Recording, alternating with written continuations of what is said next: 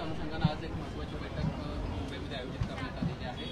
कोल्हापूरच्या जागेचा वेगवेगळ्या जागांचा यामध्ये विचार होईल। कोल्हापूरच्या जागेच्या अनुषंगाने आम्ही करणार आहोत। काय नेमकी परिस्थिती? नाही, यापूर्वी मी अनेक वेळा याच्यावर भाष्य केलेलं आहे की आजपासून राष्ट्रवादी काँग्रेस पक्ष ज्या निवडणूक लोकसभेच्या लढवणार त्याच्या मुलाखती आजपासून सुरू झालेल्या आहेत। पश्चिम महाराष्ट्राची जी कोल्हापूर वगैरे ज्या जागा आहेत त्याबद्दल उद्या चर्चा होणार आहे।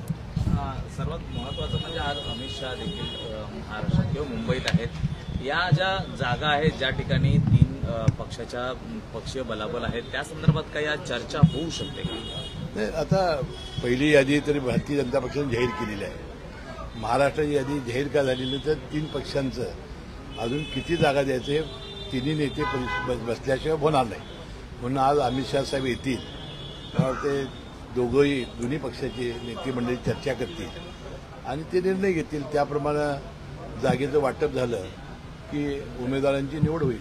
सर, विरोधी पक्षांकडून टीका करण्यात येते की जागा वाटपांमध्ये भाजपकडून कुठेतरी शिवसेना आणि राष्ट्रवादी काँग्रेसला बोळवण झेलावी लागणार आहे, कारण की त्यांनी मागितलेल्या जागांवरती तेवढी उमेदवारी भाजप देणार नाही। याला आता आमचं काय चाललंय बघण्यापेक्षा त्यांनी आपलं काय चाललंय ते बघावं। आता काय निवडणुका फार लांब राहिलेल्या नाहीत, निवडणुका एकदम तोंडावर आलेल्या आहेत। 4-5 दिवसात आता आचारसंहिता सुरू होईल, त्यामुळे त्याने आता स्वतःच बघावं एवढी आमची विनंती आहे त्याला। याला जोडून एकमेकांच्या मतदारसंघांवरती सत्ताधारी म्हणजे मित्रपक्ष दावा करत आहेत। रायगडच्या जागेवरती देखील आता शिंदे गटाकडनं म्हणजे शिवसेनेकडनं दावा करण्यात आलेला आहे, याआधी भाजपकडनं करण्यात आलेला। कसं पाहता या जागेकडे? नाही, वास्तविक ते प्रदेशाध्यक्ष सुनील तटकरे साहेब हे तिथले आता विद्यमान लोकसभेचे खासदार आहेत। वास्तविक ही चर्चाच का होते याचं मला एक आश्चर्य वाटतं। याची चर्चाच होता का मला, आणि विनाकारण अशी जर चर्चा होत असेल तर हे आपल्या तिघांच्या सांघिक याला ते काय दिसायला बरं दिसत नाही।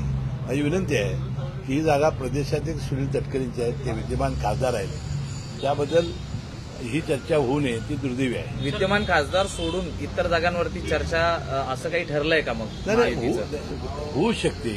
जोपर्यंत तीन नेते बसून निर्णय होणार नाही, जागा वाटप होणार नाही, तोपर्यंत हे चर्चा सुरूच राहतात। आणि तुम्ही मंडळी आहेत ना चर्चा वाढवायला। महाविकास आघाडीकडनं कोल्हापूरच्या लोकसभेकरता शाहू महाराजांना पसंती देण्यात आली आहे। खरं तर शाहू महाराज हे कोणत्या पक्षातून उभे राहणार हा देखील प्रश्नचिन्ह आहे। एकीकडे संजय राऊत म्हणतात की शाहू महाराजांनी मशालीवरती उभं राहावं, तर दुसरीकडे नाना पटोले म्हणतात त्यांनी काँग्रेसमधनं हाताच्या चिन्ह। आता मी तुम्हाला सांगितलं महाविकास आघाडीचा प्रश्न आहे, त्यांनी कुणाला उभं करायचं। आणि छत्रपती शाहू महाराजांचा विषय असेल तर मी त्यांना विनंती केलेली आहे की तुम्ही आदर्श आमचे स्थान आहात, कृपया ही निवडणूक आपण लढवू नये असं आम्ही विनंती केलेली आहे। आणि जनतेची तशी इच्छा आहे असं मी सांगण्याचा प्रयत्न केलेला आहे।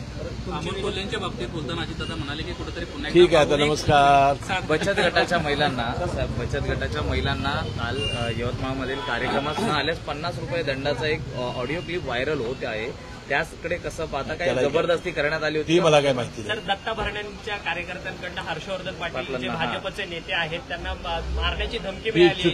ही चुकीची माहिती पत्र आहे, लिहिले स्वतःच्या चुकीची माहिती आहे। कोणतरी केला असेल तो दत्ता भरणे हा तशा प्रकारचा कार्यकर्ता नाही आणि राष्ट्रवादीचे कार्यकर्ते तसे करणार नाहीत। परंतु हर्षवर्धन पाटलांनी स्वतःच्या संरक्षणाकरता गृहमंत्र्यांना पत्र नाही, कोणीतरी पत्र दिला असेल, त्याचा गैरसमज झाला असेल, तो गैरसमज आम्ही दूर करू। सुप्रिया सुळेंसाठी योगेंद्र पवार आता